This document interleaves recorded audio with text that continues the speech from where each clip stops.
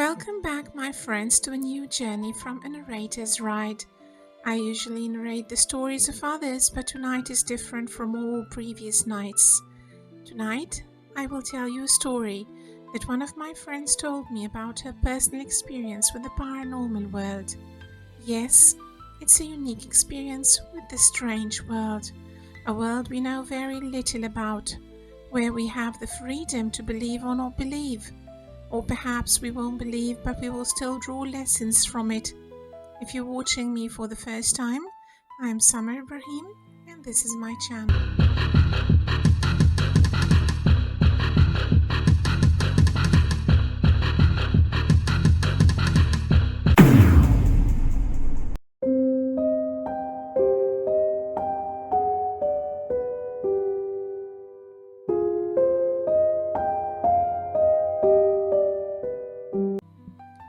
The names used in the story are all pseudonyms to protect the privacy of those involved. Shahenda, the protagonist of our story, told me that she arrived in the UAE when she was just 2 months old. Telling the story in her own words, she said, "My father worked as a mathematics teacher and my mother was a science teacher at the Ministry of Education in the UAE. I was a fourth grade student at a British school in Dubai when I met Sabiha Salim. We're now in the 1990s. She was innocent, beautiful, and had a kind heart just like a child. Sometimes she would laugh from the bottom of her heart, but behind that smile there was a deep sadness in her eyes. I approached her and was kind to her, and she never forgot that afterwards." Sabiha Salim was from an Asian country, specifically from a remote village in the north. I remember she told me that their village was far from cities and the nearest town was about 2 hours away. We became close friends. We stuck together during classes and recess. She used to tell me about her father's discrimination and how he treated her compared to her brother Bashir. How he was the favorite just because he was a boy, and how the culture she came from preferred males over females. Sabiha described their village to me by saying that donkeys could easily poke their heads through the house windows. 3 years passed, and we were now in the 7th grade. My family decided to take me back to Egypt to complete my studies there, while Sabiha remained in the UAE. Communication methods back then were not as advanced as they are now, so I lost all touch with Sabiha. Years went by, and I enrolled in the university of my hometown in Mansoura, Egypt. I started hearing people around me talking about the sensation of the era, the electronic mailman. What? What? An electronic mailman? An astonished classmate of mine said, "They say letters arrive in less than a minute, and they say that the email is the electronic mailman." I didn't wait long. I immediately decided to enroll in an educational course organized by the Faculty of Engineering at Mansoura University. I learned about emails and created my very first email account through Hotmail. Yes, I decided to keep up with the times. I chose not to isolate myself or stay cooped up in this fast-paced era. Instead, I decided to be at the forefront.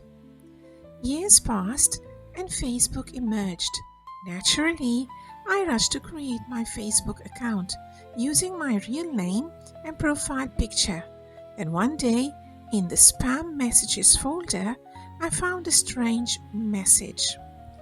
I opened the message only to be shocked that it was, yes, exactly as you guessed. It was a message from Sabiha Salim.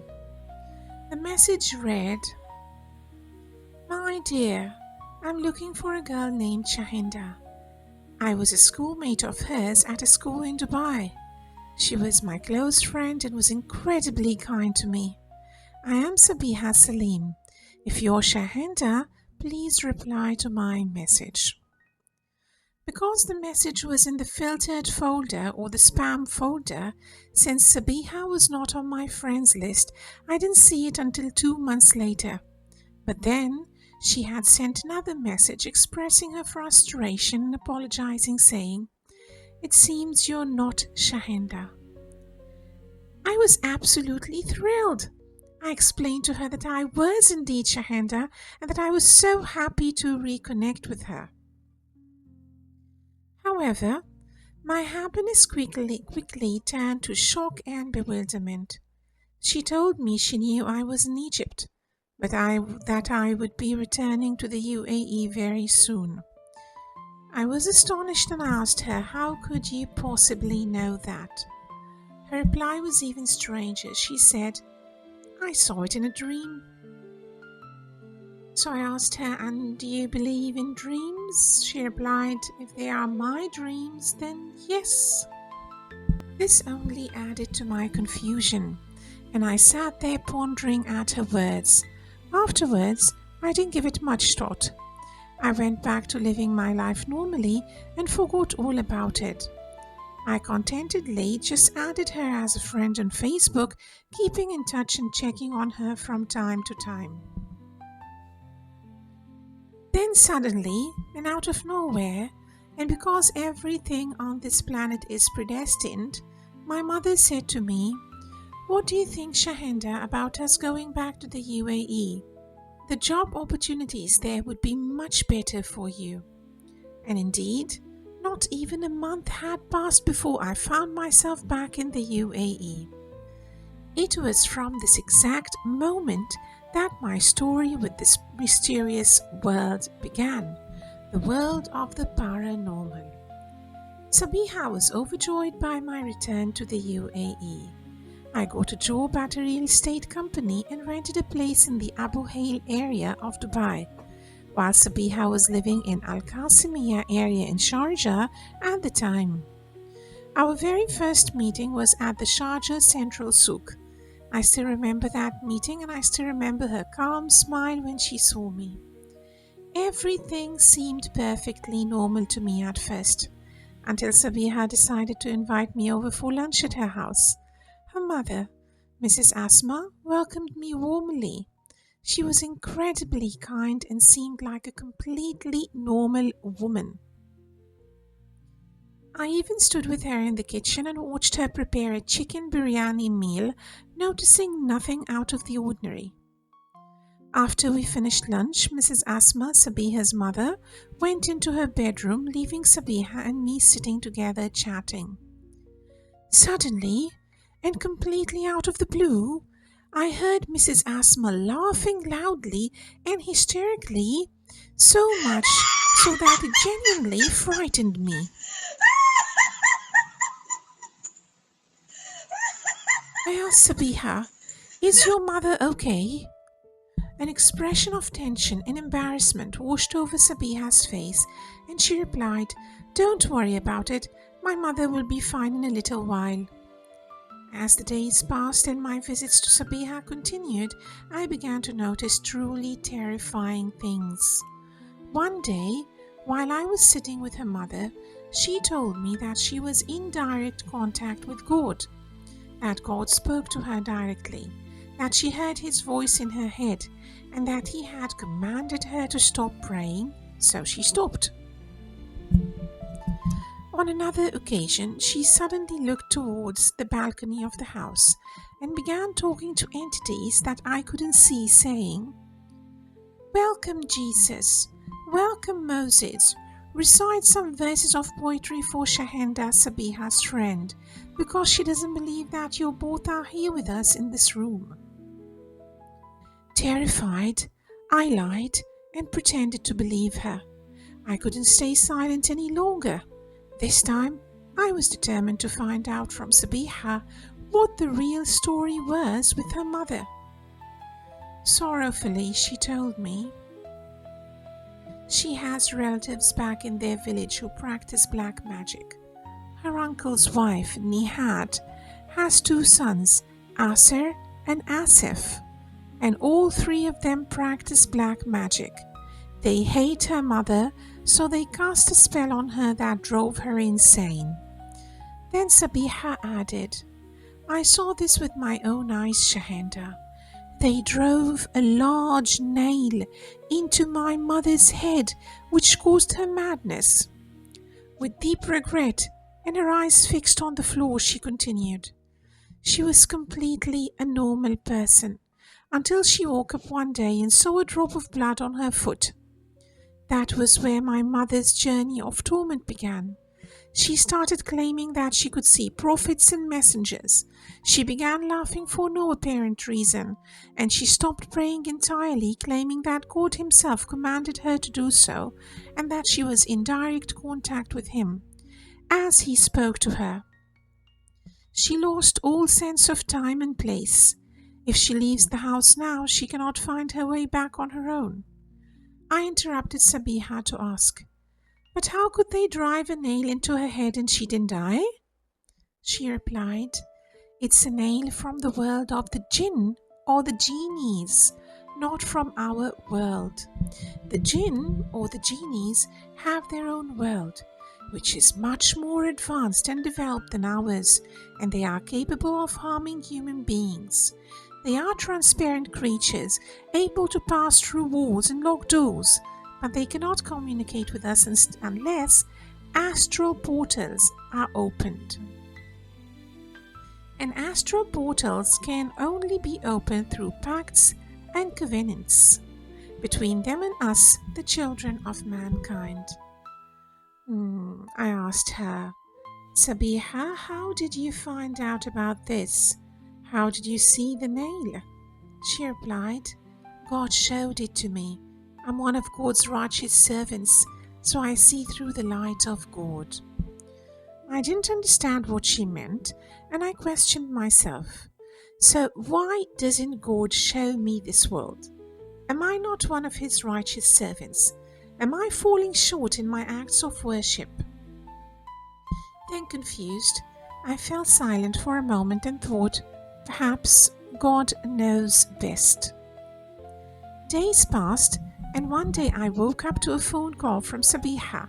She said to me, Get up right now, Shahenda. Put your clothes on and let's go together to distribute your resume to some private schools in Dubai. I asked her, why? She said, Come on, no time, you'll be working at one of them soon, God willing. I told her, but I already work at a real estate company and... She interrupted me. You won't stay at this real estate company for long. You will be offered a better job in the early childhood department. You will be working there within 2 months at the very most. I replied, but I don't want to. I'm comfortable in my current job. She said, Don't waste time, Shahenda. This is your destiny. God is choosing what's best for you. Fewer working hours, more holidays, and a higher salary. Let's go. I went with her completely bewildered. I did as she asked and submitted my resume to several schools. Then I said to her, Do you see, Sabiha, they don't have any vacant positions. She replied, The job will become available within 2 months at the very most. They will contact you. This is written in your destiny. So I told her, 1 minute. And how do you know my destiny? No one knows the unseen except God. She said God knows both the conditional unseen and the absolute unseen. We get a glimpse of the conditional unseen, but we do not know whether God will change it or keep it as it is.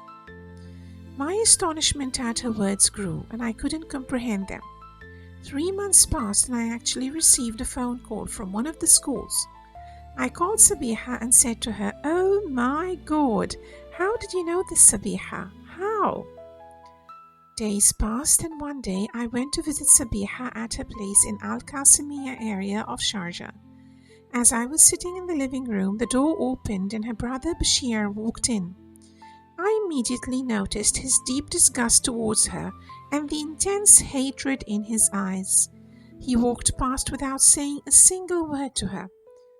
I asked her, Why does your brother hate you so much? She said, Nihad, the wife of my paternal uncle, cast a spell on him so he would think that I was the one who did this to my mother. She even cast a spell on me too. I used to say crazy, delusional things to him, like telling him that he's going to marry the Virgin Mary. Eventually, God saved me from her magic and I was completely cured of it. So I asked her, but why do your Aunt Nihat and her two sons hate you to this extent? She replies, because they know how close I am to God, and they know that I'm the chosen one. I drifted off, pondering this for a moment, until I snapped out of it as Sabiha placed a glass of orange-flavored juice in front of me, the drink she usually served me.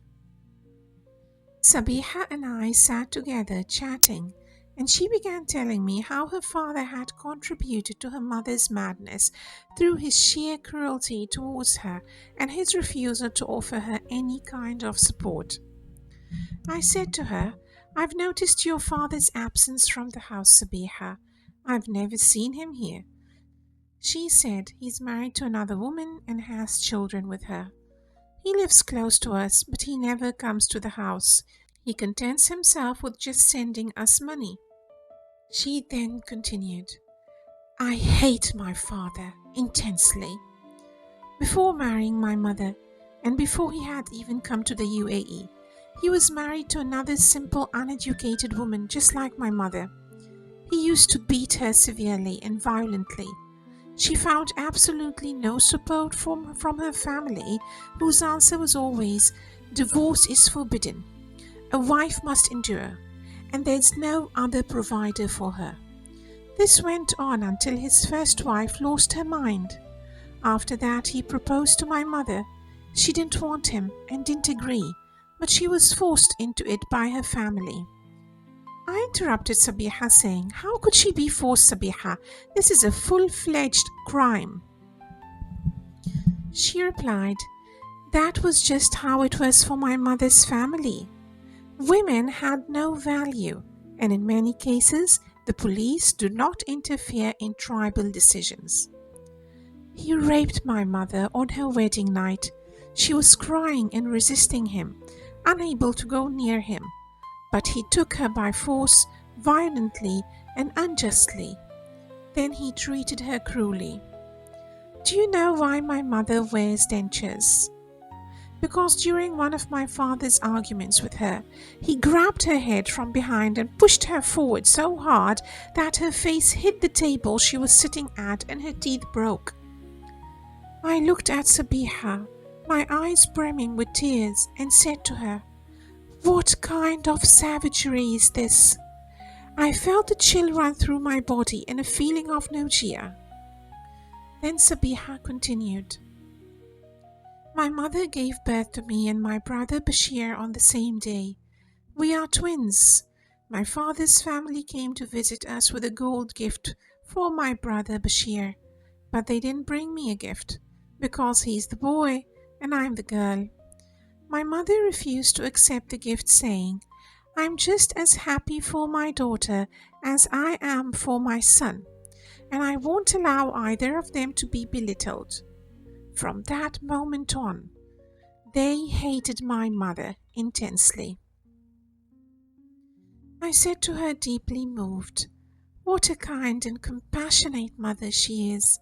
May God protect her and grant her healing.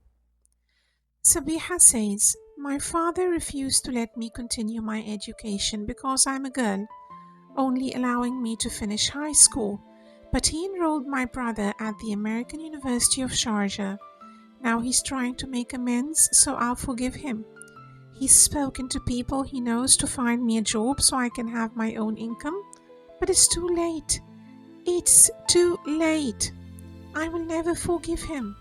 How I hate him. I asked her, do you mean the 2 jobs you lost previously? You've been fired twice. Sabiha said yes, because I dealt with managers as harsh and immoral as my father. When I lost my job the second time, my father said to me, oh no, I knew you'd cause trouble at your workplace again. Then she laughed and imitated him, saying, "Huh, you should have seen him, Shahenda, with his head bowed, sad, saying, 'May God guide you, my daughter, may God guide you.'" So I told her, "But Sabiha, what are you laughing at?" She said, "I feel happy when I see my father unhappy." I told her, "Don't say that. God will punish you for what you say. I'm giving you sincere advice." One day, Sabiha came to visit me. She told me she had a fight with her family and didn't want to stay home. She said she'd stay with me for a week until she calmed down. My family wasn't keen on her staying, but I pleaded with them. One weekend night, we were chatting and I said to her, "I read a while ago, Sabiha, about a German girl named Anneliese Michel, and I felt so sorry for her that I cried a lot. There's a lot of debate about it. Some people believe she was killed by black magic, by unseen entities from the supernatural world, while others say she died from neglect and mental illness. But I feel there's something strange about it, that she died at the hands of unseen forces." Then I brought out the photos of Anneliese Michel and the audio recordings of the church exorcism sessions and showed them to Sabiha. Before I continue the story, my friends, if you'd like to know the story of Anneliese Michel, the German girl who died mysteriously, you can watch it on my channel here. The link is in the description box. And back to our story. Sabiha and I decided to go to sleep, and I slept soundly and peacefully. I woke up the next day to find Sabiha's face very pale, and her features were filled with terror and fear. It seemed she hadn't been able to sleep at all. I said to her, "What's wrong, Sabiha?" She said to me, "Didn't you feel what happened yesterday? How could you not feel it?" I said to her, "Feel what? It was a very beautiful night. I slept soundly." She told me, "I couldn't sleep at all. 6 black gelatinous, faceless entities entered your room. Their hands were intertwined, and they approached me chanting, 'Anneliese, Anneliese, Anneliese, Anneliese.' I thought they were going to kill me. I feel miraculously alive now. I can't believe I'm still alive." I looked at her in utter astonishment and asked, "Who were these entities?" She fell silent and didn't answer me, and my confusion deepened. Sabiha was eccentric. Sometimes she would look beside me or at the window or at the walls, and I would ask her, "What are you looking at?" And she would say, "I'm looking at the species. They're standing there. The fire breeds, the genies, the jinn, or whatever you would like to call them. My friends, for those who don't know them, according to some beliefs, are transparent creatures more evolved and advanced than humans. They can travel from one country to another in the blink of an eye, and they can pass through gates and walls." So I said to her, "But Sabiha, we humans cannot see the jinn. So how do you see them?" She replied, "I saw them with the light of God. God illuminated my insight and I saw them." And she would act strangely from time to time. I remember once we were sitting together in front of the television at her house, and her poor mother, as usual, was laughing in her room, lying on her bed staring aimlessly at the ceiling. Suddenly, Sabiha looked at the door, her eyes widening, and said, "He came here unintentionally. He feels lost. He keeps looking around." I interrupted her, saying, "Who are you talking about?" She said, "This man," and pointed to the wall next to the television. I looked closely, but I didn't see anything. I asked her, "Is he a jinn again?" She said, "No, he's a human."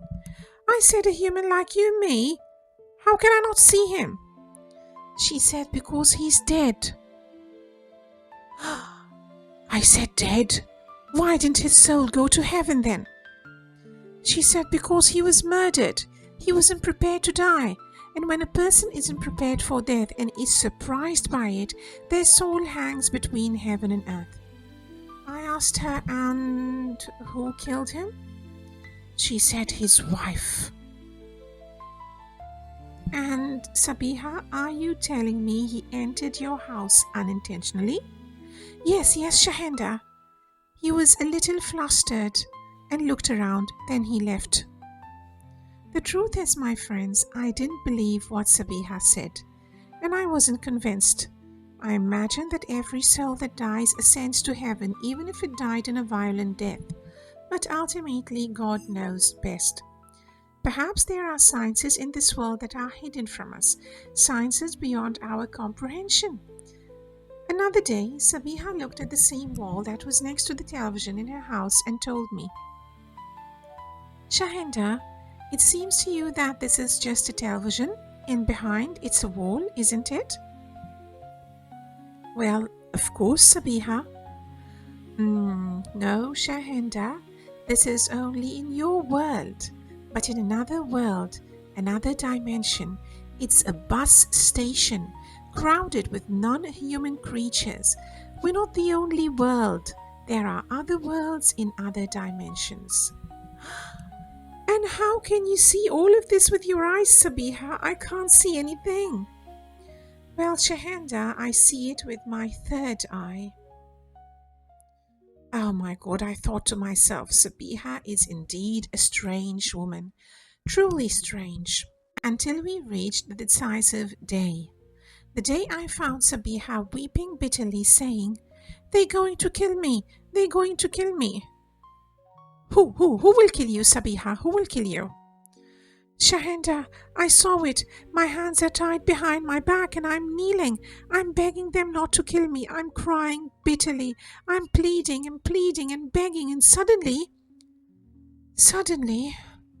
I'm free from my restraints and I'm standing on my feet. I run towards the people and say to them, Save me, help me, they want to kill me, but no one hears me, no one sees me, and I wonder why, until I look where the people are looking and I find my body lying on the ground before my very eyes. Then I realize that I, oh, I'm dead. Yes, I'm dead. I've broken free from my chains and stood on my feet because my soul has been freed from my body. Because I'm dead. I'm collapsing. I'm screaming. I'm crying. But no one hears me. How could people hear the dead? So I told her, trying to hide my fear and appear more composed. Sabiha, please don't worry, my dear. It's just a dream. Perhaps you ate a heavy meal before you went to sleep. So don't pay attention to jumbled dreams and inner thoughts, Sabiha. She interrupts me. Shahenda, don't you understand? I saw everything. I saw everything. At that moment, my friends, I felt helpless and I didn't know how to help her. She had been fired from her job twice and had been looking for work but hadn't found any. My parents also disliked her. They always told me she was a suspicious girl and they felt uneasy around her, so they wouldn't agree to help her. Until the promised day arrived. Sabiha called me that morning completely distraught. She said to me, My father took me by surprise.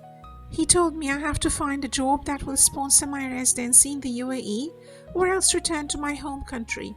He said he cancelled my residency visa and will no longer support me. Now, for those who don't know, the system in the UAE or the United Arab Emirates and the rest of the Gulf Cooperation Council, the GCC countries, relies on the kafala system or the sponsorship system. This means you must have a job that secures a residency visa for you, as long as you're an expatriate and not an Emirati citizen. 2 days later, she called me again. Shahenda, my father deceived me. I thought I had a month left until the grace period to stay in the UAE. But he cancelled my residency visa without telling me, and now I have only 2 days left. He told me he wanted to present me with a fait accompli. What on earth am I supposed to do now? She was sobbing uncontrollably. Consequently, Sabiha was forced to return to her home country with her mother. From there, she spoke to me via Skype once or twice, and then all news of her stopped completely. I tried calling her repeatedly, but the line wasn't working. It would cut off the moment I connected. Where was Sabiha? Where did she disappear to? Eventually, I decided to go to her sister and brother's place in Al Qasimiyya area in Sharjah. I went to her house, knocked on the door, and rang the bell in vain. Absolutely no one answered. I went to the watchman and asked him, "Where is Mr. Salim's family?" He told me they left about 2 months ago and we don't know where they went. I tried reaching her sister through Facebook, but to no avail. Her account had vanished and Sabiha's account as well. Days passed. I lost all hope of ever finding Sabiha and I returned to my normal life at school. Then one day, a dignified-looking lady came to work at our school in the science department, teaching the upper grades. Everyone noticed that she was a peaceful, quiet, and kind woman. She was incredibly friendly and frequently hosted gatherings and feasts at her house, inviting the teachers, including myself, to her home. She seemed quite wealthy. Her husband owned a bakery in the Emirate of Ajman. It was a large, beautiful bakery filled with every kind of baked goods and sweets your heart could desire. Her house was massive. However, I noticed something strange. I noticed that her husband had a private room in the house that he never allowed anyone to enter, and it was kept permanently locked. I remember smelling a strange scent of incense wafting from this room. It wasn't a foul odor, but it wasn't a sweet one either, just a strange smell. Furthermore, her husband was a polite man, but he wasn't social like her. He didn't like mixing with people and spent most of his time in isolation. Even if he sat with us, he wouldn't stay long, and he was a man of very few words. But I don't know why I dared to go upstairs. Curiosity got the better of me, drawing me to see this room. As I went up, the scent grew stronger and stronger until I began to imagine that I was seeing strange things. I fancied myself inside a room shrouded in darkness except for the glow of lamps, and at the far end lay a luxurious Persian rug. Was that Queen Nefertiti, and beside her a pharaonic statue with the head of a dog? Wait a minute. I had seen this creature before. Yes, I know it. Yes, it's the Lama Su, the winged bull. Then I saw Buddha sitting cross-legged. Yes, I'm certain that's Buddha. Where was I? And just how many civilizations were surrounding me? What time period did they belong to? I felt as though the past, present, and future had all collided in that difficult moment. History itself had ground to a halt before me. I felt as if I were inside a tale from 1001 Nights. Seized by sheer terror, I ran back downstairs in fear. I didn't utter a single word, assuming that Madame Warda hadn't noticed anything in the midst of the feast she was hosting at her house. But to my surprise, she called me the very next day and said, "You shouldn't have gone up there, Shahenda." I told her, "Forgive me. Curiosity got the best of me, but I won't do it again. There's something terrifying up there." She said, "My daughter, it's out of God's mercy upon His servants that He has hidden many worlds around us from our sight. Not all of us are equipped to see everything and know everything. Sometimes the truth leads to madness. What is it you want, Shahenda? You want to know where your friend is, don't you?" At that moment, shock left me completely speechless. How did Madame Warda know what was going on in my mind? She continued saying, "My husband can help you, Shahenda, find out where your friend is. We only need her name, her mother's name, a photo of her, and a fish bowl with a pet fish inside, along with a sewing needle. If you can provide me with these things, my dear, we will tell you where your friend is within 48 hours. Terrified, I brought Madame Warda everything she requested. After 2 days that felt like 2 years, Madame Warda called to tell me that she and her husband, Mr. Adnan, were coming to visit me. I welcomed them warmly and we had lunch together. Afterwards, while we were having tea and cake, Mr. Adnan spoke up and said, "Listen, my daughter, we're going to be blunt with you, but we hope you will maintain your courage and objectivity. Your friend Sabiha has gone down a road of no return. She was blinded by power." I told him, "Mr. Adnan, what power are you talking about? Sabiha was deeply religious and in direct communication with God. God used to speak to her." Mr. Adnan interrupted. "Listen, Shahenda, and don't talk too much. God never spoke to anyone except the Prophet Moses, peace and blessings be upon him. Anyone who claims that God speaks to them is in reality talking to Satan. They sold their souls to the devil in exchange for a power they mistakenly believed to be eternal. They can harm innocent people and even kill them with black magic. She was so blinded by power that she saw her own fate with her own eyes. They painted her destiny right before her, and she knew she would be murdered, but time had run out. She had walked down a path from which there is absolutely no turning back." Stunned, I asked him, "How can that be? She suffered terribly at the hands of her father's family. They cast a spell on her and her entire family." Here Mr. Adnan gave a response that shattered me. He said, "On the contrary, my daughter, Sabiha was the witch. She drove a large nail into her mother's head, causing her to lose her mind.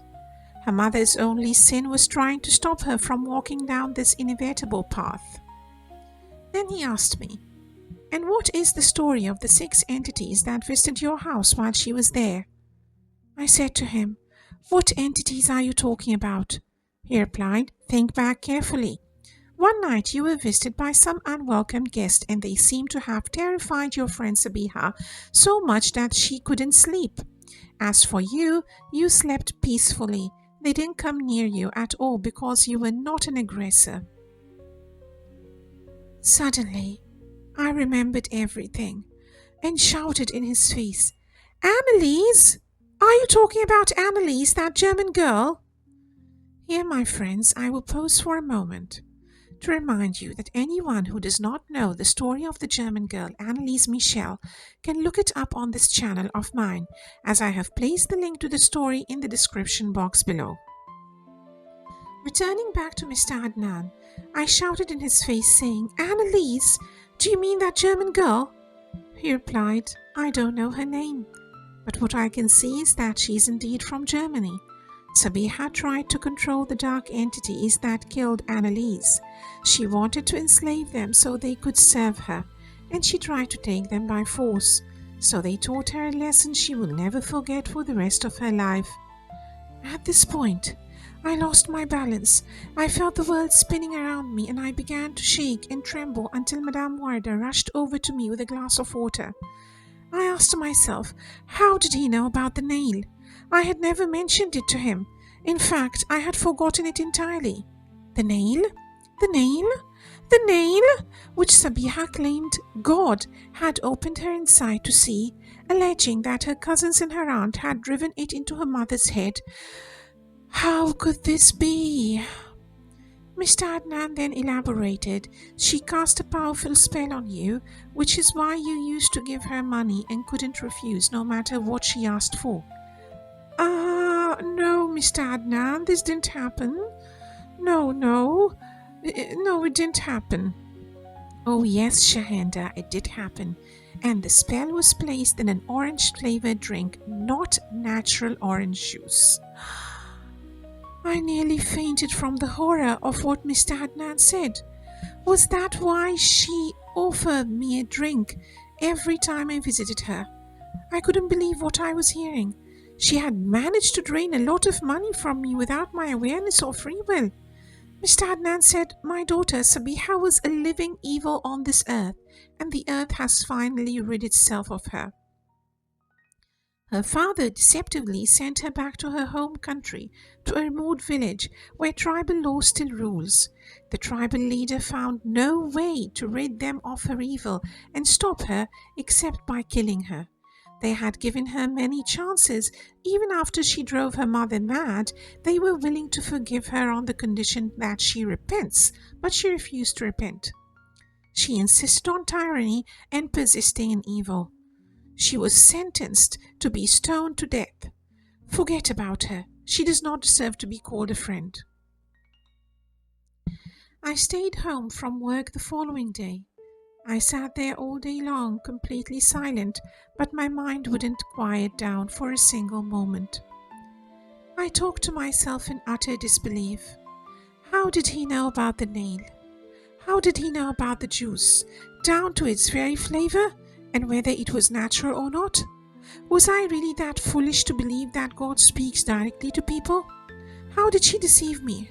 How could she do that to her own mother, the woman she told me she loved with all her heart, who showered her with kindness and affection, and who rejected gifts from her father's family just to honor her?